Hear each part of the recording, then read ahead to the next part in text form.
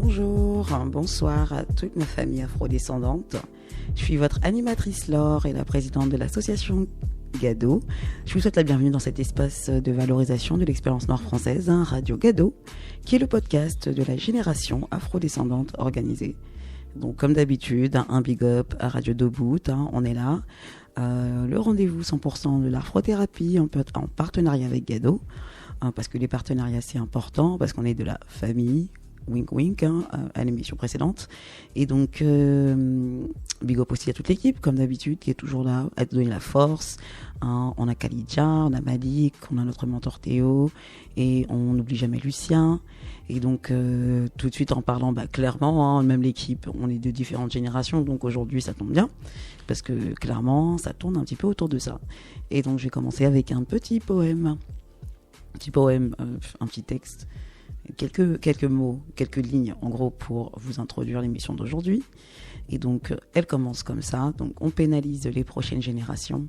Comme dit un Martiniquais, pas impossible la mission. Donc trahir ou l'accomplir, si tu sais pas, c'est fanon. Normal, t'es un peu con, mais ça c'est peut-être les écrans. La lumière est aveuglante, elle sème la confusion. C'est pas les anges du paradis, mais ceux de la trahison. Maintenant tu piques du nez car t'es piqué par Cupidon, qu'au perfil d'une illusion perdue dans cette chanson ou cette dimension. Trop de conjugaisons, un fil conducteur et y a pas de destination. Suis ma voix si tu veux dérouler ce grand filon. Pas besoin d'être anonyme pour avoir une opinion. Une foule, c'est noir de monde, mélodie à l'unisson. Voilà. Je commence avec ça. Donc, en réalité, les générations, c'est ça. Donc, c'est une des grandes thématiques, grande problématique de notre communauté, la transmission. Chose que l'association Gado souhaite exploiter en ce lien intergénérationnel qui va permettre la transmission et bien sûr le partage. Parce que nous vivons à une époque moderne où les différentes tranches d'âge ont été, heureusement, d'une certaine manière, classifiées selon les traits socioculturels communs. Donc ça, en général, c'est notre rapport à la technologie, notre rapport à la famille, notre rapport au travail, à l'autorité, et même à la manière dont on réagit au changement. Donc chaque génération a été nommée d'après des comportements dominants qui sont des marqueurs collectifs. Et on va pas forcément parler d'âge, on va plutôt parler de traits collectifs, on va parler de caractère. Voilà, un caractère générationnel. Donc je vais même pas forcément vous donner l'âge, mais je suis sûre que vous allez pouvoir reconnaître vos grands-parents, vos arrière-grands-parents, vous allez pouvoir peut-être vous y reconnaître et vos enfants, vos nièces, vos neveux, etc.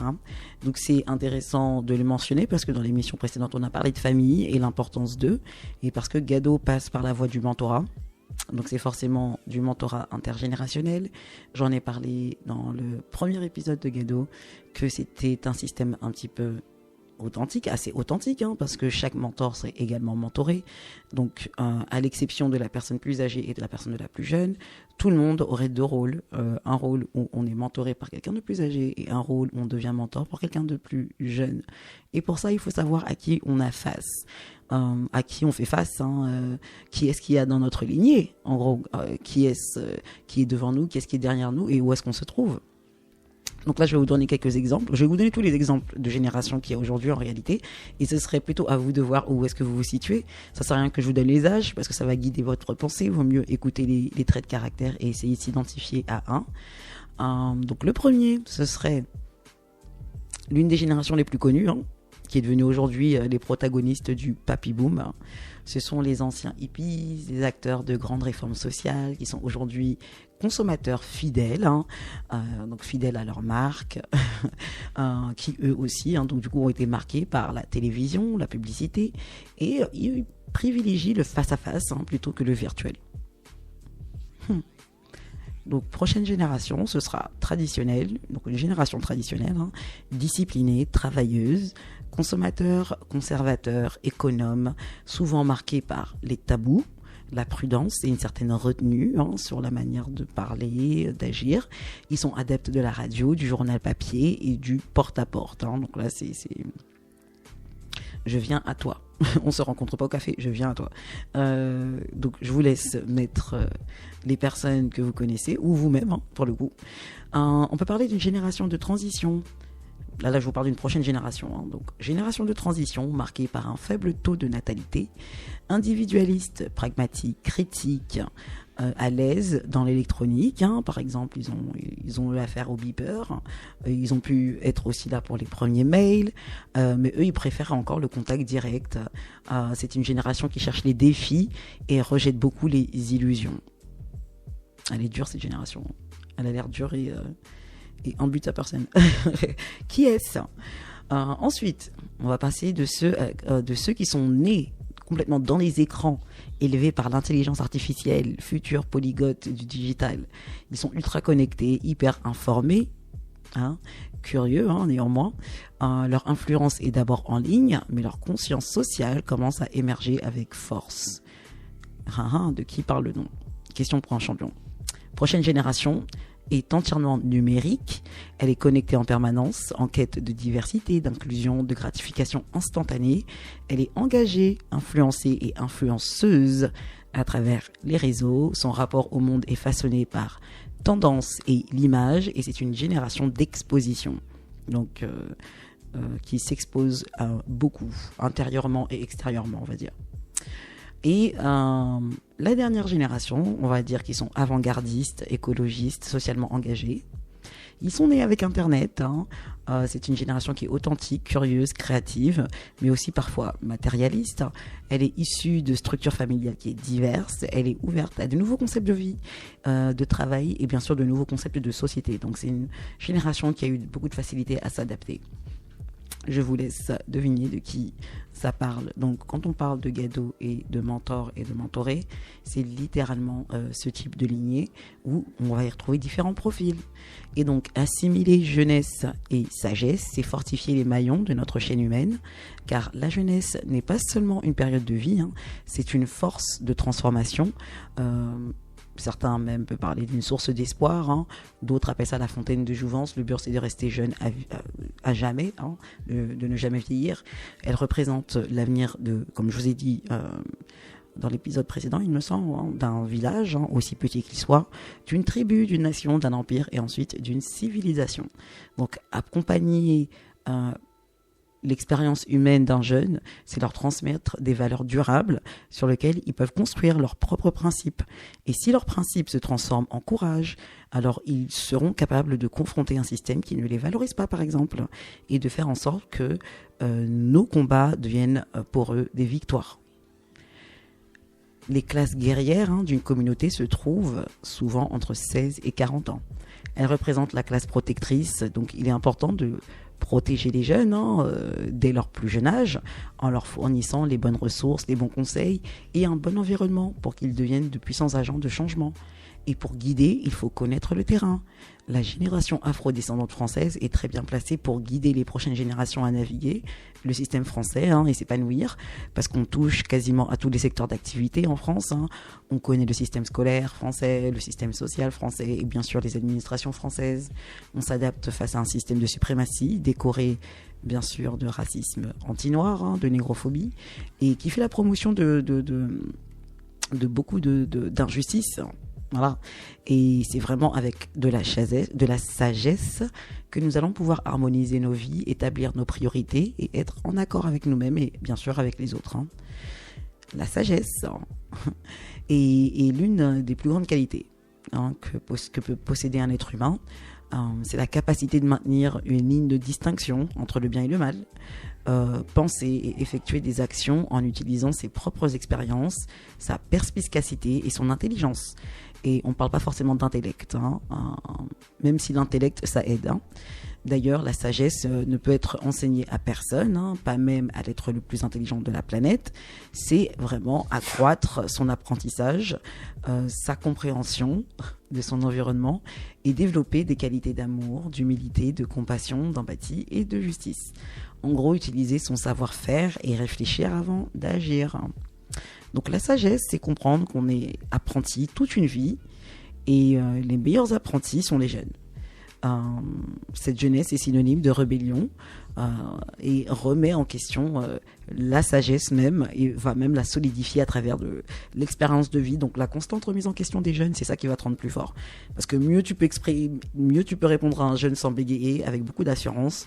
Le seul moyen de le faire, c'est s'il nous confronte forcément à ces questions. Donc les deux sont interconnectés. Et donc on peut prendre par exemple sur l'accès à l'information. Parce qu'il y a 50 ans, il fallait souvent passer par des heures de lecture, des bibliothèques ou des échanges directs pour apprendre, pour avoir des informations.